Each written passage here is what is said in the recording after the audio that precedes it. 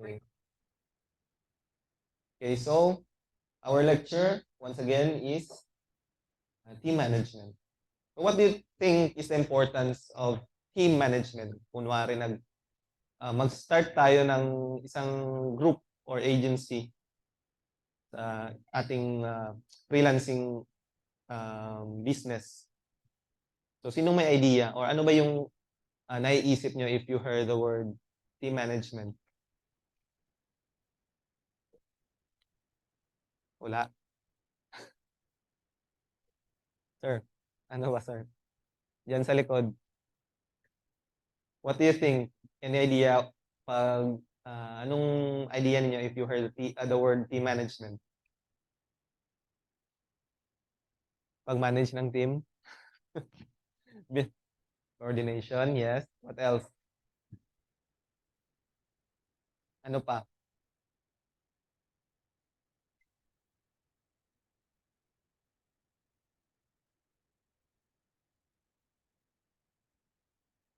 Ano ba yung team management in your own understanding?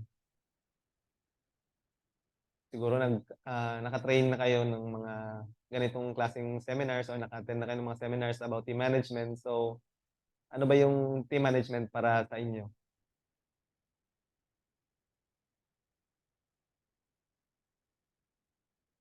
Walang idea?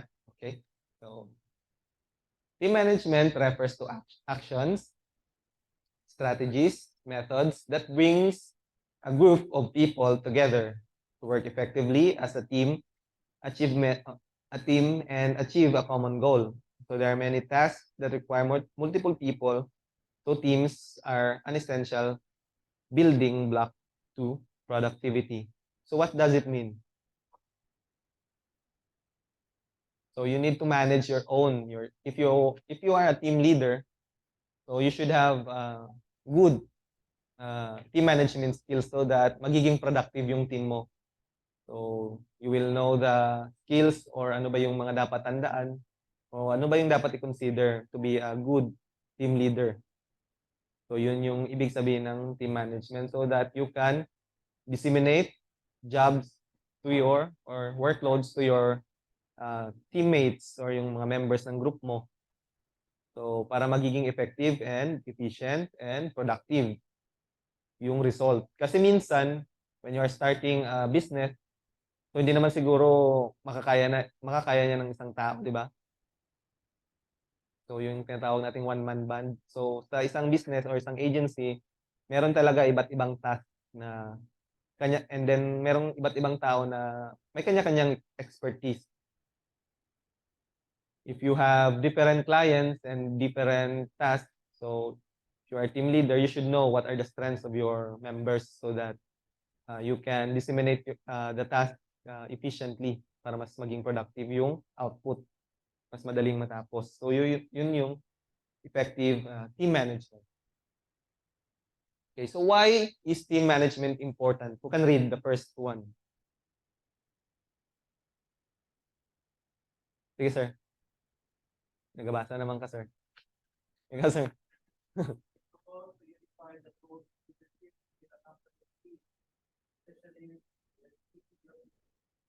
Yes, it promotes unified approach. Ibig sabihin ng unified approach, may isa kayong goal. So, may unity. Kasi pangit naman, pag team nga kayo, pero kanya-kanya yung galaw. May sariling, kung sa PNP pa na, may sariling command ba? Sarcom. May kanya-kanyang gawa, kumbaga. So, pangit yan. Hindi yan magiging effective and then hindi kayo magiging productive as a team. So, dapat may unity. Number two, it makes it easier to solve problems through implementation of negotiating and critical thinking. Yes. So, dyan, pumapasok yung two heads is better than one. So, pag marami kang member, so maraming magko-collaborate ng ideas or ano ba yung mga dapat na solutions when you encounter problems. And then it encourages open communication between managers and team members and emphasizes good communication skills and active listening. So when you are a team leader, you should be a good Listener or follower? Listener. Okay. So kasi pag team leader ka, question pala, what is the difference of being a boss and being a leader?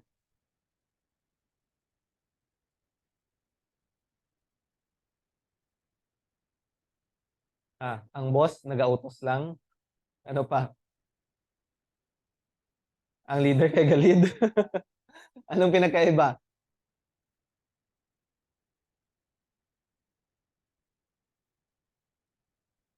Mahirap i-differentiate. So for me, sa akin lang, yung boss kasi, kung ano yung gusto niya, yun yung masusunod. Kung ano yung utos niya, yun yung nasusunod.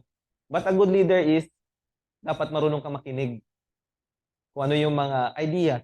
Malay mo, mas maganda pala yung idea niya, mas maganda pa yung approach niya to solve that certain problem. So, yun yung leader.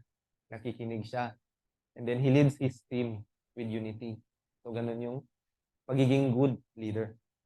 So, next is it ensures managers and team members are working towards a common goal that has been clearly defined. So, dapat may common goal kayo and then alam nyo yung goal ninyo. Hindi na iba pala yung ginagawa niya, iba pala yung output. So, wala kayong unity. So, a good leader dapat marunong siyang mag-disseminate and then kina-clarify niya kung ano yung goal ninyo, yung target. And then, it helps managers clearly outline the roles and expectation for their team members. So, dapat marunong kang mag-disseminate ng work so that alam ng mga members mo kung ano yung dapat nilang gawin. So, yan yung importance ng team management.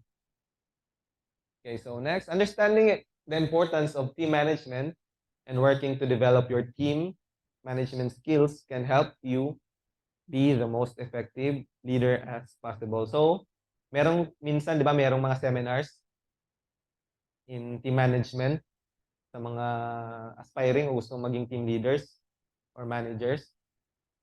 So, the more effective your managing skills or managing your team, the more successful your team will be within the workplace. So, kung minsan kasi sa isang workplace, for example, may team leader kayo, may head kayo sa isang office. So, ano ba yung uh, parating ginagawa ng team leader ninyo or head ng office sa inyo, ma'am, dito sa province? Ano ba yung ugali ng team leader ninyo or head sa office? Effective ba siya? Successful ba yung mga plans niya? No comment, ma'am. Ma'am Rose, ma'am Annie. No comment na lang. Mahirap na. Baka maputbol. So kung minsan kasi meron talagang mga head of office o yung mga team leaders na akala nila boss na sila. So, meron silang mga maling ginagawa na hindi nagiging effective yung pagiging team leader nila na dapat hindi nila dapat gawin para maging productive. So, dapat maging good leader siya. So, dapat nag-attend siya ng mga seminar dito sa DICT or training para malaman niya kung ano yung mga effective ways and skills na meron siya para maging productive at saka hindi maging lalong-lalo na hindi magiging toxic yung environment sa opisina. Kasi yan yung kuminsan yung problem is communication. Kasi minsan natatakot yung mga empleyado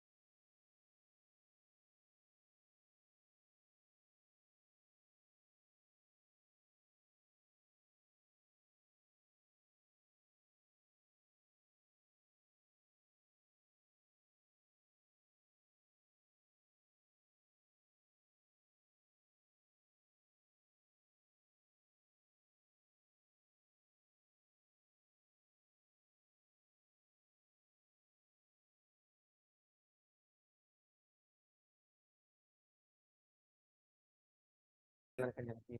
And he give or they give rewards to those who are excelling in their work. So you should consider that if you wanna be a team leader someday. Next, and the last is, ano ba yung last? Training, yes. Ano ba yung training?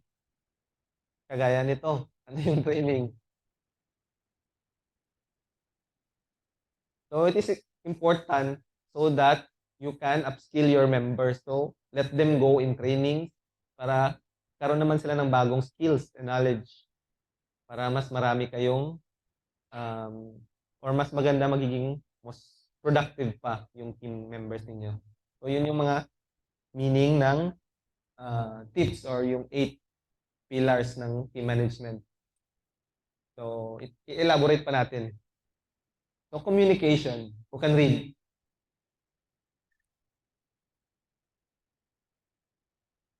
Sir Naploid,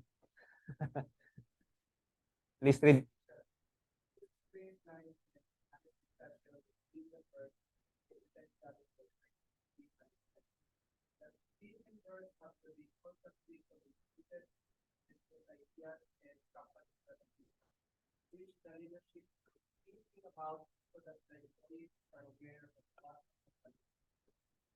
Yeah, so communication talaga is good. Dapat magiging open tayo sa ating mga leaders. So kasi pag may constant communication, alam ninyo kung ano yung mga idea, kung ano yung mga strategies or techniques pa na gustong i-share ng mga members ninyo once you are a team leader. So yun yung communication. Next is motivation. You can read.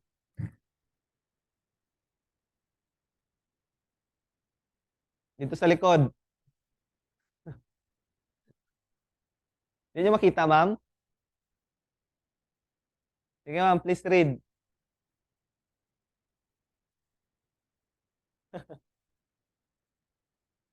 Hindi ka mo nakabalo magbasa, ma'am. Ikaw, ma'am. Kaya mo man kung gakuan, ma'am. Dili man siya.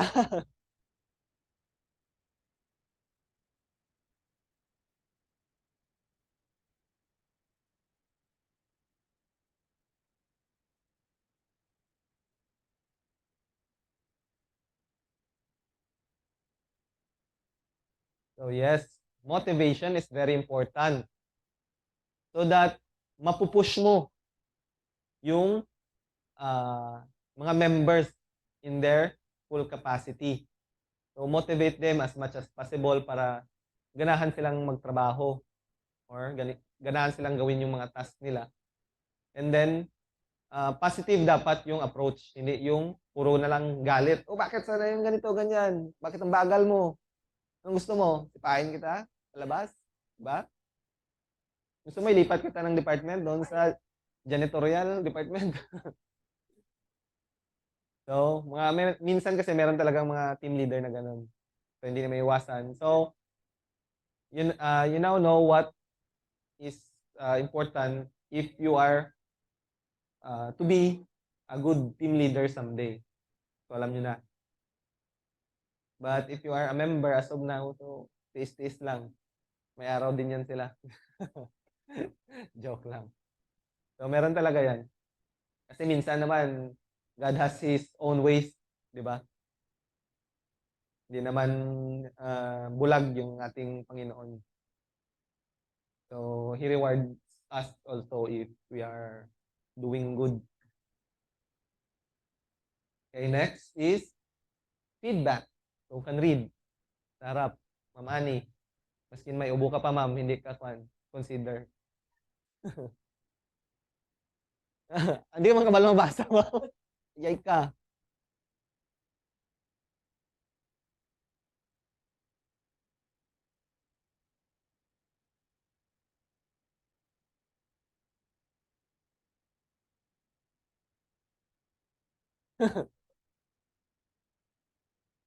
Also, yung mga kasama ninyo, di ba? Kasi hindi lang naman yung bossing yung nasa team, isang team. So meron kang mga kasama. So it is important for effective team management. Also, companies evaluate employees using techniques like 360-degree feedback. Ano ba yung 360-degree feedback? Yung sa palibot mo, di ba? So, parang meron yung mga survey na tinatawag. Kung ganito, ganyan, sino ba yung gusto mong kasama? Sino ba yung magaling mong kasama? Sino ba yung ayaw mong kasama sa trabaho? So that not only it gives you an idea kung ano ba yung mga or ano-ano ba yung mga strength ng employees mo or your team member mo. Also, it gives you an knowledge about kung ano yung nangyayari sa team. Baka meron talagang hindi nagkakaintindihan or some problems para masolusyonan yung so please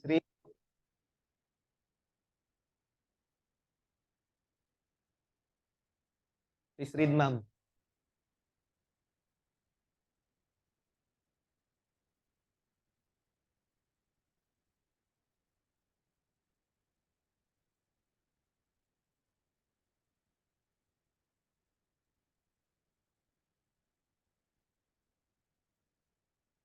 Okay, so transparency is very important lalong-lalo na kasi meron talagang mga tao o yung for example may mga assistant boss or assistant leaders, assistant tawag nito, officers, assistant to their boss. So, kung minsan, pinipigilan nila yung kanilang mga subordinates sa lower parties. Kasi hindi nila gustong masapawan yung kanilang power, di ba? Yung idea nila.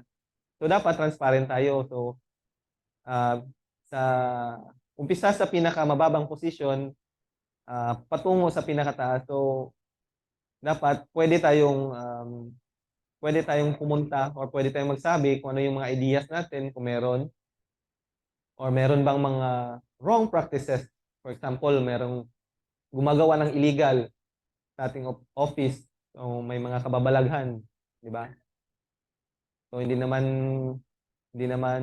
kanyan eh. Minsan meron talagang nangyayari sa isang office na ganyan. And then if you have new approach or technique, so you can tell it to the higher ups para mas maging effective pa yung output ninyo, yung result ng inyong trabaho. So, ganun dapat may transparency sa isang team or isang establishment. Next is delegation. So, you can read. Ma'am Rose. Si Rose.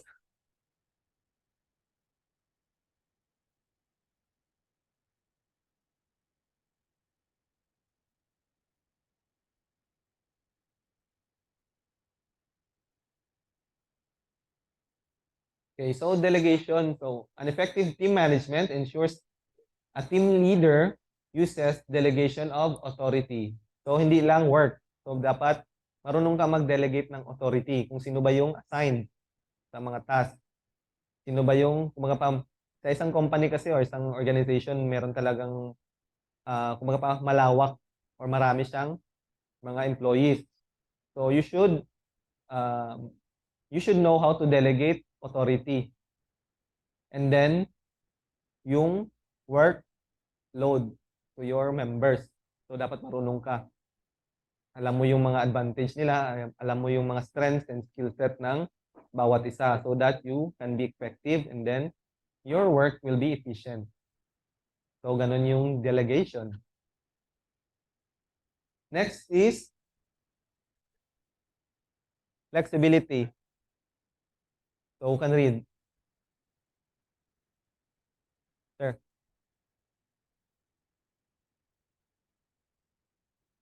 Yes, sir.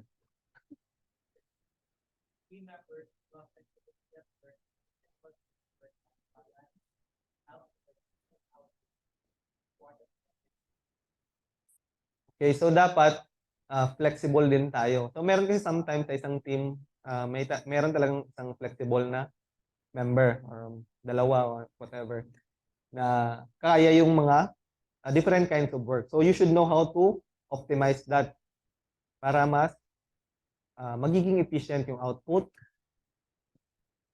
in your team. And then also, consider the work-life balance. Ano ba yung work-life balance? Parati natin naririnig yan in freelancing. Balance yung work at saka life. So, merong time. Yes. Kasi yung time, hindi yan nabibili. Hindi yan nababalik. So, dapat, if you, um, if you, tawag ito, if you know that person is an asset to your team or to your organization, you should know how to balance it or balance the time. So, merong time sa work, meron ding time sa family. So, bigyan mo din sila ng vacation or leave. Di ba? Para balance ba? So, anin mo naman yung pera pag marami kang sakit, di ba? Kung obra lang ka obra, tapos hindi mo na na-enjoy ang life. And then your time for your family. So, si Papa, parati na lang work, ganun, ganyan. Walang time para sa akin. So, yung anak mo naman yung maaapektuhan. So, if that certain team member has problems, so support. Support talaga, lalong-lalo na pag-asset siya sa team. So, dapat palanggaon yung gidang inyong mga kasamahan. So, that hindi mag-resign. So, paano pag umalis yan? Training na naman ulit ng bago. Hanap naman ulit ng bago. So, sayang yung time. So, dapat balance lang. Okay? Next is reward. Yung pinakamaganda, reward. Ano yung reward? Sir Hessel. Reward recognizing the effort team members to rewards, awards, prizes, promotions, etc. are essential for good team management as this helps in employee confidence. So, okay. Yan yung pinakamaganda sa lahat is reward. So, pangit naman, ikaw yung nagtatrabaho, iba yung na-promote, di ba? Walang transparency yun. Uso na ba? Palakas-lakas? So, hindi talaga mawawala yan. Yan yung mga amo na ginang batasan ng Pilipino. It's a sad reality, but kasi nakatrain na kayo ng DICT, once you will be a team leader someday, in the future, maybe you have or you will own a business. So, dapat alam niyo na kung ano yung gagawin niyo with your team members, lalong-lalo na doon sa mga hardworking. So, give them rewards, award, prizes, promotions, and ano pa ba? Outing. Para ma-refresh, ma-reset yung katawan. So, kasi yung katawan natin, it needs healing naman. Hindi naman tayo robot na 24/7 kayang magtrabaho, i-charge lang. Kung pwede lang naka-direct sa charger para hindi na siya maguntat, obra ba? So, kung gano'n ang gusto nila, maghanap na lang sila ng robot. So, if you want to be a good team leader someday, and you find your team members working hard, and then you have good outputs, good results, efficient yung mga work, so you should give them rewards. So, malit lang yan na bagay, pero malaki yung impact niya in your team. So, it boosts also yung confidence ng isang employee or isang team member.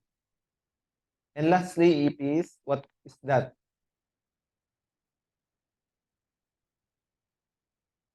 Training. Who can read? Mr. Kern. Joke lang.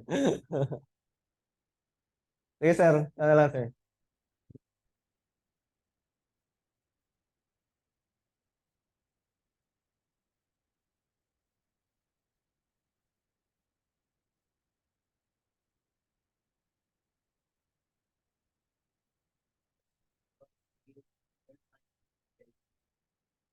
Yes. So, one example of training is this. So, di ba, in our local government, so merong mga participants so that they can update their skills. Upskill ba? Scaling. So, that pagbalik nila sa trabaho, meron silang bagong skills, knowledge. Saka, magiging mas efficient pa sila sa trabaho nila kasi mas madali nilang magagawa yung mga trabaho. For example, dito sa atin, we are using Canva in everything. So, pag pinapagawa kayo ng presentation, madali na lang, mas madali yung nagagawa kasi may Canva. So, may impress si boss, may impress si sir. Impress ang trabaho kasi madaling mag-multitask sa Canva if you are creating or if you are tasked to make certificates. So, mas madali pag may Canva. It's a matter of minutes, seconds, you can generate hundreds, thousands of certificates with the same design. Duplicate lang, duplicate, duplicate, duplicate. Ano lang man sa Canva. And then if you are tasked to do tarpaulins, so hindi ka na mag-iisip ng concept. Meron na si Canva.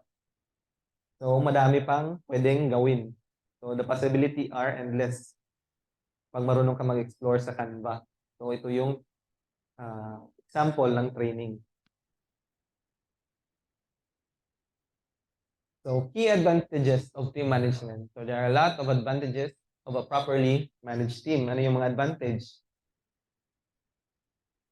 There are 4 main advantages. So, first is team enablement. So, with proper team management, the leaders can find the gaps in the team's skills and help them fill them through group trainings and discussions. Team members can help each other in learning and understanding of the overall objectives and get enabled. So ito yung maganda pag meron effective team management ang isang team. Kasi nakikita nila yung mga gaps or ano yung mga laps sa kanilang opisina or sa kanilang organization so that they can fill it or nasusolusyonan. Kasi pag wala kayong effective na team management, how can you see the problems in your team, in your organization? So, it is important. Okay, next is increase in overall employee job satisfaction. So, effective team management can lead to better understanding of team members, managers, and leaders. Proper team management leads to working collaboration among the groups. Teams can divide work effectively as per the skills of individual team members and individuals. So this can lead to overall improvement of the output. So effective collaboration. So yan yung maganda pag constant yung communication between you, your leaders, and your team members. Kasi alam mo kung ano yung advantage niya, ano yung skills niya, at ano pa yung kaya niyang gawin, kung flexible ba siya. So mas maganda yun para mas mapadali yung workload, yung trabaho ninyo, and then you have effective and efficient output. So, dapat nyo yung tandaan. Next is improve result. So, ito yung last. Kasi pag maganda yung team ninyo, syempre maganda din yung result. So, if you lend an ear with your team members, so your result will enhance. Effective na kasi. So, if team works, different with properly managed team sa hindi. Diba? Yung properly managed team, syempre may teamwork sila. Yung hindi, so kanya-kanyang galaw. So walang focus kung ano yung goal. Hindi sila nakafocus sa goal. But if you manage your team properly, so you will have an improved result. So any questions? Ang dali lang ng lecture ngayon. Diba? Pero marami tayong nalaman. Lalong-lalo na sa team management and para mas maganda or mas magiging maganda pa yung pakisama natin with our team leaders, your team members para ma-lessen or mawala yung toxicity sa workplace. Question. And then, dapat kung sino yung gustong mag-gold medal, so dapat may earning lalong-lalo na sa 7-day campaign or on the duration of the training para magkaroon kayo ng gold medal sa certificate. So, if you have friends or relatives na gustong magpagawa or something, to encourage them na sa inyo na magpagawa, diba? Kinanglan. Dapat may proof of payment, may proof of conversation, chat. Yes. Bisan Bisaya.